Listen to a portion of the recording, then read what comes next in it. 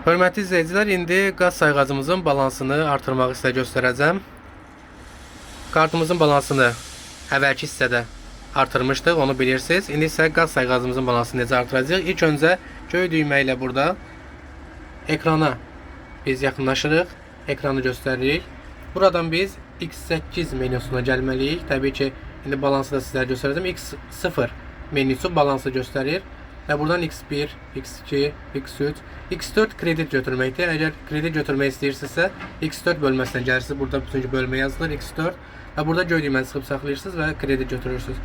X5, X6, X7 və bizə X8 bölməsi lazımdır. Burada gördüyünüz kimi qara hissədə X8 yazılmalıdır, yəni X8.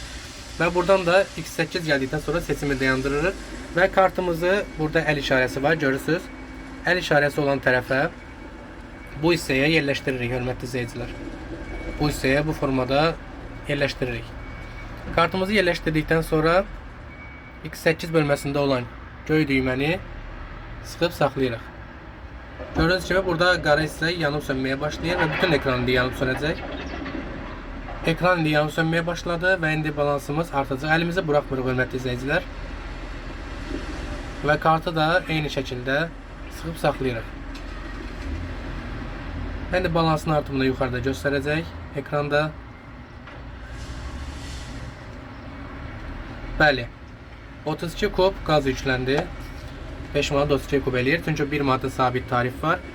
Bu hissəyə kartımızın arxa tərəfini tuturuq, hörmətli izləyicilər. Bu hissəsini əl işarəsi var burada, görürsünüz aşağıda. Bu hissəyə bu şəkildə kartımızı tuturuq